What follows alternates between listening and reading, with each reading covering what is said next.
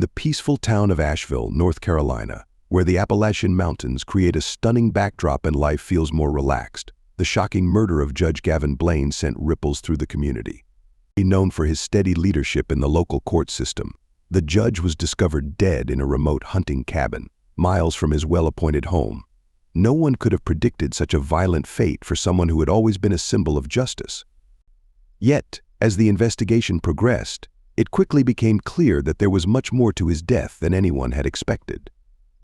Beneath the surface of his respected public image, Judge Blaine concealed a dangerous obsession, a troubling fixation on a young woman with connections that were far too close for comfort.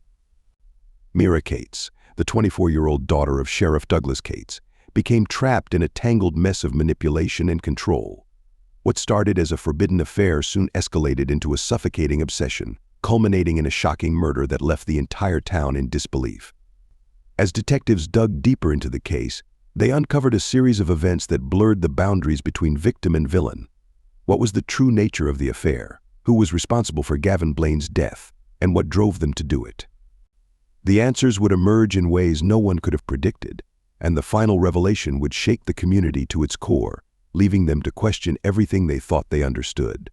Gavin Blaine had always been a figure of power and control. At 49, Gavin Blaine was a pillar of authority at the Buncombe County Courthouse, where he served as a senior judge. His firm rulings and no-nonsense attitude had earned him the respect of both colleagues and the community. Yet behind the closed doors of his spacious, empty home, the recently divorced judge struggled with a deep sense of loneliness that eroded his confidence and self-esteem. 2 years had passed since Gavin's marriage ended. His ex-wife, Kathleen, had grown weary of the long hours and emotional distance that his demanding career required. Their children, now adults, had moved out, leaving Gavin with little company but his work, which had become his sole focus. What had once been a source of pride, his position now felt more like a weight. The life he had built seemed empty without anyone to share it with. It was at a charity event hosted by the Asheville Art Society that Gavin first noticed her, Mira Cates. She stood out from the other young women in town, exuding a quiet confidence that caught his attention in a way others hadn't. At 24, Mira carried a quiet confidence and a creative spark that intrigued him. She was the daughter of Sheriff Douglas Cates, a man Gavin had collaborated with on numerous legal cases. Yet, unlike her father, who was deeply immersed in law enforcement, Mira's passions lay in a different direction altogether. Mira worked part-time at a local art gallery, helping with exhibitions while trying to carve out her own path in the world of design. Though she admired her father, Sheriff Douglas Cates, she often felt trapped by his rigid expectations and the limitations of small-town life. It was at the charity event, where she was volunteering, that her path first crossed with Gavin's. Mira was in charge of organizing the artwork, while Gavin, as the guest of honor, wandered over to take a closer look. Their conversation started off casually. She spoke about her dreams in the art world, and he shared his thoughts on the importance of supporting local culture. Beneath the surface, an undeniable tension simmered between them. Gavin was drawn to her youth and beauty, while Mira, though cautious, couldn't help but be intrigued by the sense of power he carried. That evening marked the start of a relationship that would quickly evolve into something far darker than either of them could have foreseen. In the days after their first meeting, Gavin couldn't shake Mira from his mind. Her image lingered, becoming an obsession that began to overshadow his work. He found himself searching for reasons to visit the gallery where she worked, pretending to be interested in the art but really just looking for any excuse to see her again. Mira, flattered by the attention of a man with such influence, didn't push him away. Though she had her doubts about their age difference and the fact that Gavin was a colleague of her father's, she couldn't deny the excitement of being pursued by someone like him. For Mira, it was a welcome escape from the small-town life in Asheville, a life that always felt too limiting for her larger ambitions. As time passed, their conversations grew more personal. Gavin opened up about his loneliness, his failed marriage, and the emptiness he felt without someone by his side. Mira listened attentively, offering a mix of sympathy and curiosity, drawn to his vulnerability. As the weeks went by, their relationship began to change. One evening, after a late-night exhibition at the gallery, Gavin suggested they head to a quiet bar on the outskirts of town, away from prying eyes.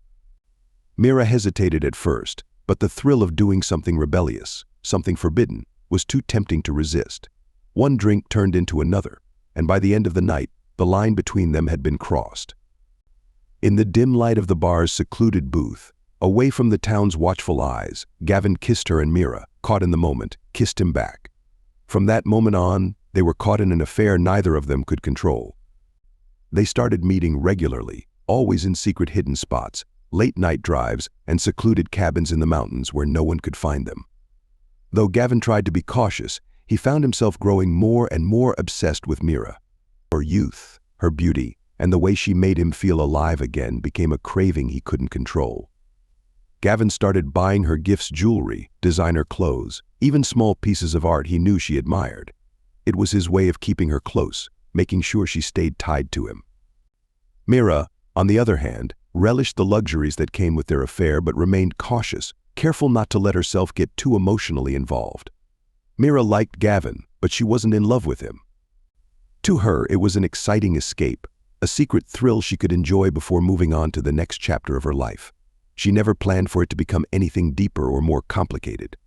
As the months went by, what had begun as a thrilling affair started to take on a darker, more dangerous edge. Gavin's feelings for Mira deepened, and with them came an increasing sense of possession. He began demanding more of her time, becoming frustrated whenever she couldn't meet him or had other plans. What had once been exciting now felt suffocating to Mira. She had always valued her independence and the freedom to make her own choices. But Gavin's growing need to control her life was starting to feel like a heavy burden she couldn't shake. It wasn't just the constant demands on her time that troubled Mira, it was Gavin's emotional instability. He became easily jealous, particularly if he suspected she was spending time with men her own age. He would text her constantly, call her late at night, and even show up unannounced at her apartment, creating a sense of unease she couldn't ignore. What had once felt like attention now seemed more like surveillance. Mira had started dating Eli Turner, a local artist she met through her work at the gallery. Eli was closer to her age, easygoing, and shared her love for art, offering a sense of freedom and connection that Gavin's possessiveness could never provide. Their relationship with Eli started out casual, but as Mira's frustration with Gavin grew, she found herself increasingly drawn to Eli's relaxed and carefree nature. She kept their budding relationship a secret, aware of how possessive Gavin had become, but it didn't stay hidden for long. One afternoon, Gavin spotted Mira and Eli together at a coffee shop near the gallery. His jealousy exploded, and he confronted her with a fury that left no room for explanation. That night, Gavin confronted her, furious and filled with accusations. He demanded to know who Eli was and why she had been spending time with him. Mira tried to downplay it, but Gavin wouldn't let it go. His anger was intense, and the confrontation left her shaken. For the first time, Mira began to fear what Gavin might do if he ever felt truly betrayed. Gavin's possessiveness only escalated after that. He left notes on her car, bombarded her with dozens of text messages, and even waited outside her apartment late into the night. Mira felt increasingly trapped, unsure how to break free from the relationship without triggering Gavin's violent rage. Mira thought about going to her father for help, but the idea of Sheriff Cates finding out about her affair with Gavin terrified her. She knew the scandal it would cause and how it would destroy both her and Gavin's reputations. For the time being, she decided to try and manage Gavin's jealousy while keeping her relationship with Eli a secret, hoping it wouldn't spiral out of control. It was a delicate balancing act, and Mira knew it couldn't go on forever. Sheriff Douglas Cates was a man known for his sharp instincts, and they told him something was off with his daughter. Mira had always been honest with him, even if they didn't always agree, and he could sense that she was hiding something. In recent months, Mira had become more secretive and distant. She would vanish for hours without explanation, and when she returned, there was a nervousness in her demeanor that her father couldn't ignore. As sheriff of Buncombe County, Cates had dealt with his share of troubled young women, and he knew when something wasn't right.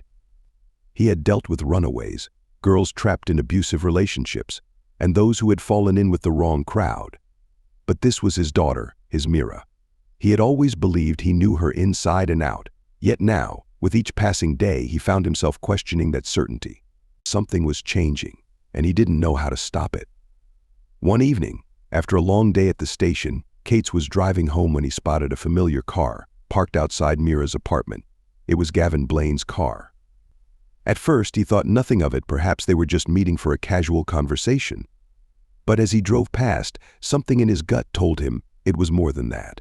He and Gavin had worked together for years, and it wasn't unusual for them to bump into each other around town. But seeing Gavin's car parked outside Mira's apartment at that hour felt off. Cates knew Gavin had recently gone through a divorce, but he couldn't understand why the judge would be visiting his daughter, especially at such a late hour. Something didn't sit right with him. Cates didn't confront Mira immediately. Instead, he began quietly investigating Gavin, pulling his phone records and looking into his recent activities. The Gavin had been spending a lot of time in parts of town where he had no official business, and many of those places were near spots Mira often visited. Cates couldn't prove anything yet, but his instincts told him something was happening between the judge and his daughter. Mira's worst fears were realized one afternoon at the gallery when she found herself face to face with her father. Mira had been doing her best to keep her relationship with Eli hidden, but Gavin's jealousy had finally reached its breaking point. He had been tracking her every move for weeks, and when he saw her with Eli again, his rage erupted. He waited until she was alone at the gallery, then stormed in, his voice full of fury, as he demanded to know what was going on between her and Eli. His voice was low but seething with rage, his eyes burning with a mix of anger and betrayal. Mira tried to calm him, insisting that Eli was just a friend, but Gavin wasn't having it. "You think I don't know what's going on?" he hissed, stepping closer, his presence overwhelming. "You've been lying to me, Mira." Sneaking around behind my back, Gavin snarled, his voice tight with accusation. Mira felt a cold knot form in her stomach. She was trapped, no way to explain, no way to get out of this without making things worse. The gallery was empty, and Mira had no one to turn to. She tried to reason with Gavin, pleading with him to understand, but his jealousy had taken over completely. His face twisted with anger as he threatened to expose their affair, to tell her father everything. The fear that gripped her made it hard to breathe. She knew her father would be furious not just with Gavin, but with her as well. The fallout would be devastating, and she couldn't risk it, not yet. But as Gavin's behavior grew more erratic, Mira began to realize that she couldn't handle the situation alone anymore. The weight of it all was becoming too much. Mira confided in Eli, telling him everything about her relationship with Gavin and the threats he had made. Eli was shocked, but his concern for her was immediate. "You need to go to the police," he urged. "Tell them everything before it gets worse." His voice was steady, but Mira could hear the fear behind his words. She knew he was right, but the thought of involving the authorities terrified her. But Mira wasn't sure. She was still terrified of what Gavin might do if she crossed him, and the idea of going to the police felt like a step too far. It was during this time of uncertainty and fear that tragedy struck. One evening, Sheriff Cates was found dead in a remote area outside of town, shot execution style. His body was discovered by a group of hunters, and soon, the news spread through Asheville like wildfire. Mira was devastated, her heart sinking as she struggled to comprehend the loss of her father. Her father, the man she had always looked up to and trusted, was gone. And deep down, Mira knew who was responsible. The weight of that knowledge was unbearable, but she couldn't shake the feeling that everything she had been trying to avoid was now crashing down around her. "We appreciate you sticking around," someone had said, but Mira barely heard it. All she could focus on was the overwhelming grief and the terrifying realization that the darkest part of her life was just beginning to unfold. Make sure to hit the like button to support our channel, and feel free to share your thoughts on today's case in the comments. Let's keep it moving. The murder of Sheriff Douglas Cates sent shockwaves through the community. The loss of such a respected figure left everyone questioning how something so brutal could happen in their quiet town. As the investigation unfolded, it became clear that this was no ordinary crime. There were deeper, darker forces at play, and the truth would be more twisted than anyone could have imagined. Asheville had never seen anything like it. Sheriff Douglas Cates had been a pillar of the town, respected, trusted, and devoted to his work. His sudden and brutal murder shocked the community to its core. The investigation began without delay, with every available resource mobilized in an effort to uncover who could have committed such a heinous act. But as the days passed, the case grew more complicated, and the answers seemed to slip further out of reach. The crime scene offered little in the way of clues. There were no witnesses, no clear motive, and the killer had left no obvious trace. But as detectives dug deeper into Sheriff Cates' life, they began to unravel a tangled web of secrets, hidden connections, unresolved conflicts, and dark undercurrents that no one in Asheville had ever suspected. It became clear that the sheriff's death was just the tip of the iceberg. The first major lead came when investigators began looking into Sheriff Cates' recent activities. In the days leading up to his death, he had been unusually focused on Judge Gavin Blaine, pulling phone records, tracking his movements, and conducting unofficial surveillance. It was clear the sheriff had been investigating the judge, but why? The answer finally surfaced during an interview with Mira Cates. As the detectives dug into her relationship with both men, they began to piece together a much darker story than they had anticipated. Distraught over her father's death and overwhelmed by guilt for keeping her affair with Gavin a secret, Mira finally confessed. She told the investigators everything about her relationship with Gavin, his growing obsession, and the threats he had made when he discovered her involvement with Eli. As Mira spoke, the investigators listened in stunned silence. The pieces were starting to fall into place, but the full extent of what she had revealed left them reeling. They had no idea just how deep the darkness ran, and how close they were to uncovering the truth behind Sheriff Cates' murder. Judge Gavin Blaine, once respected by all, had become the main suspect in the sheriff's murder. However, there was still no solid evidence tying him directly to the crime. The investigators needed more to move forward. Detective Aaron Trent, an experienced investigator with the North Carolina State Bureau of Investigation, was assigned to lead the case. As he delved into the details of the murder, it became clear to him that the affair between Gavin and Mira held the key to unraveling the mystery. However, without concrete evidence linking Gavin to the crime, making an arrest was impossible. Detective Trent turned his attention to the financial records. It didn't take long for him to find something unusual. Just days before Sheriff Cates was murdered, Gavin had made a substantial withdrawal from his bank account. The amount was far larger than what could be explained by personal expenses. Trent began to suspect that Gavin had hired someone to kill the sheriff, removing the one obstacle standing in the way of his relationship with Mira. As the investigation progressed, however, things started to feel off. Gavin had no known ties to criminals or hitmen, and there was no evidence suggesting he had ever been involved in illegal activities. While the large withdrawal was a significant clue, it wasn't enough to prove that it was part of a murder-for-hire scheme. Detective Trent knew they needed something more to make the case stick. Meanwhile, Mira was consumed by fear. She couldn't shake the nagging feeling that Gavin had something to do with her father's death, and she knew he was capable of anything.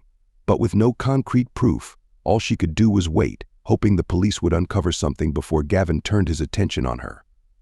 As the days went on, the pressure on Detective Trent to solve the case intensified. The community was anxious, and the media had seized on the explosive details of the investigation. The affair between a respected judge and the sheriff's daughter, the brutal murder of a law enforcement officer, and the mounting suspicion that Gavin Blaine was somehow involved had all become headline news. Despite the mounting circumstantial evidence, there was still no definitive proof linking Gavin to the crime. That changed when one of the detectives discovered surveillance footage from a gas station near the crime scene. The footage clearly showed Gavin's car passing through the area on the night of Sheriff Cates' murder, providing the breakthrough they desperately needed. While the footage wasn't conclusive proof that Gavin had committed the crime, it did place him near the scene at the crucial time. Armed with this new lead, Detective Trent began to tighten the screws on Gavin. He interrogated him multiple times, looking for any inconsistencies or slip-ups in his story that might reveal the truth. At first, Gavin denied any involvement, insisting he had been at home the night the sheriff was killed. But when confronted with the surveillance footage, his story began to fall apart. The final breakthrough came when Detective Trent reviewed Gavin's phone records, uncovering a critical call made just hours before the murder. It was revealed that Gavin had been in contact with Sheriff Cates shortly before his death. The two had exchanged several tense messages, with the sheriff's final text indicating he was planning to confront Gavin about his relationship with Mira. As the evidence piled up, Gavin's calm demeanor began to crack, and his carefully constructed facade to crumble. Gavin knew his time was running out. As the investigation into Sheriff Douglas Cates' murder reached its tipping point, suspicion weighed heavily on Judge Gavin Blaine. The timeline of events, the suspicious financial transactions, and the growing pile of circumstantial evidence all pointed directly to him as the prime suspect. Still, Detective Trent knew they needed one final, irrefutable piece of evidence to secure a conviction. Gavin's once perfect life had unraveled before their eyes, but there was one last chilling truth waiting to be uncovered, one that could finally bring the case to a close. Detective Trent and his team intensified their focus on every detail of Gavin's life, determined to find the missing piece that would tie everything together. Forensic analysis of Gavin's recent large cash withdrawal suggested it was part of a carefully planned effort. Yet, despite their best efforts, they still hadn't uncovered how or why he had used the money. Then, a seemingly insignificant discovery, a stray receipt found in the glove compartment of Gavin's car, provided the breakthrough detectives had been waiting for. The receipt, dated 2 days before Sheriff Cate's murder, listed items from a hardware store: gloves, rope, and a shovel. The items were chillingly consistent with what one might need for a crime, and they gave detectives the final piece of the puzzle they needed to make their case. The discovery of the receipt added a new layer of suspicion to the case, suggesting a premeditated crime. While none of the items directly linked Gavin to the sheriff's death, the context was too unsettling to ignore. Detective Trent speculated that Gavin had purchased the tools either to stage the murder or to dispose of evidence afterward, further deepening the mystery and making the case against him even stronger.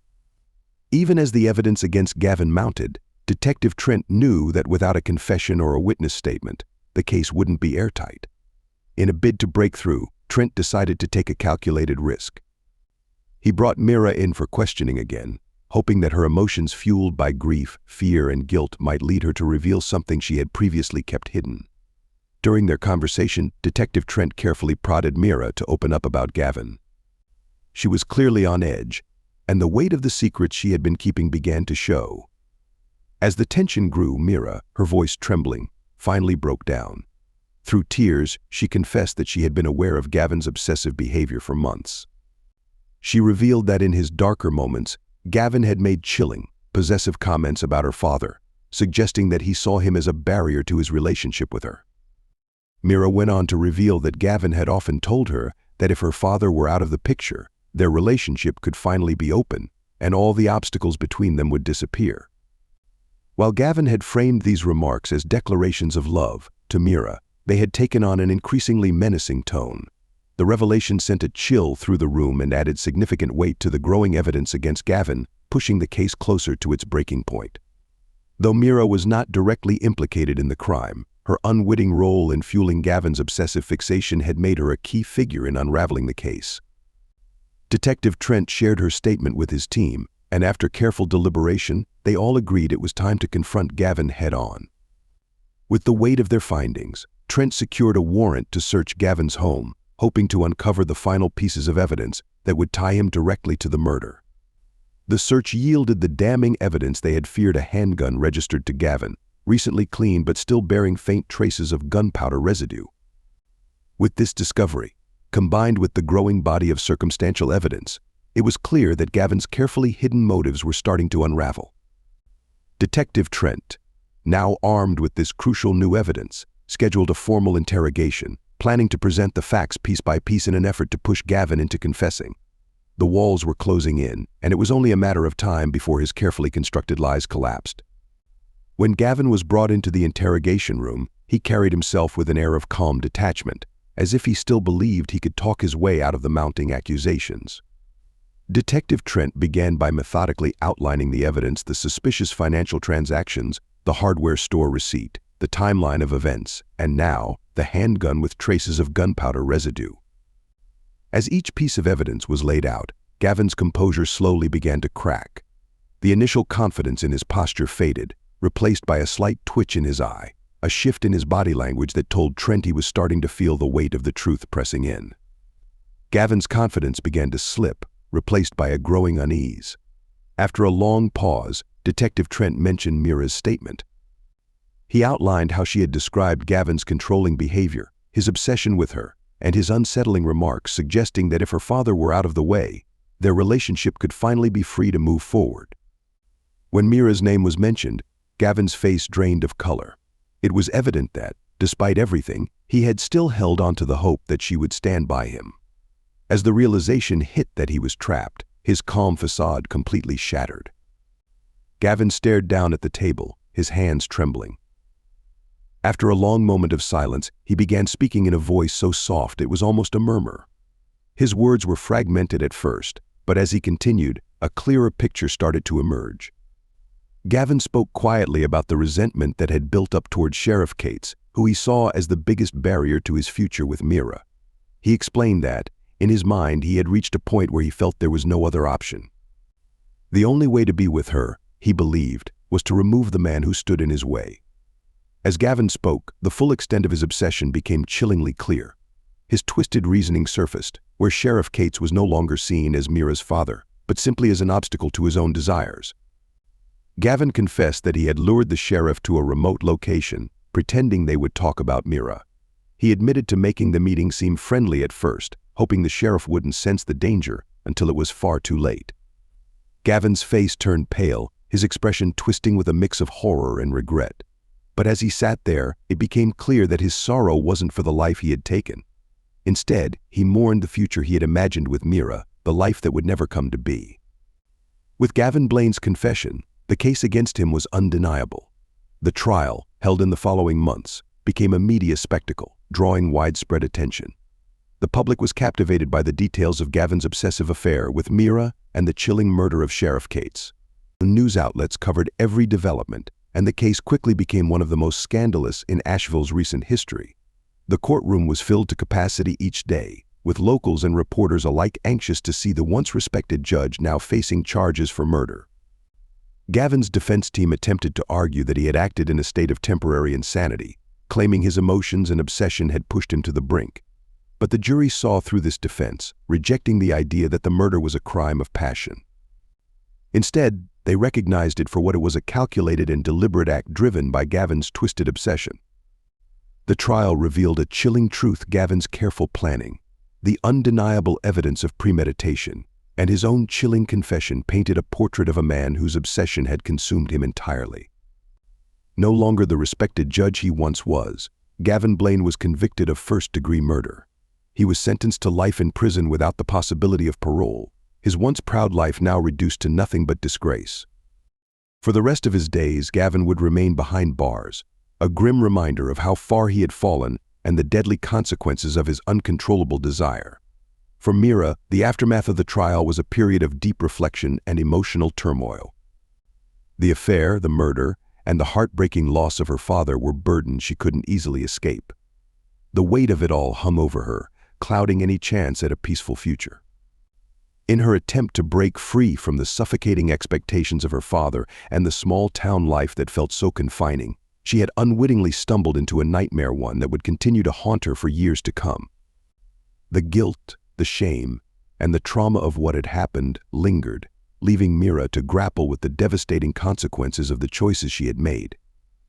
After the trial, Mira made the difficult decision to leave Asheville behind. She moved to a city where her past was unknown, hoping to start fresh and find a semblance of peace in anonymity. But the scars from what had happened, Gavin's obsession, her father's death, remained with her, an invisible weight she could never fully escape. The memories haunted her, no matter how far she ran. Eli, who had stood by her through the darkest moments, tried to stay in contact. His support had been a lifeline when she felt like she was drowning. But over time, their relationship quietly unraveled. The bond they had once shared couldn't withstand the aftermath of the trauma she had experienced. Mira, still trying to heal, needed space to rebuild her life, and Eli, despite his best intentions, couldn't provide the kind of stability she needed. As the months passed, their communication grew less frequent, and eventually they drifted apart, each lost in their own lives and struggles.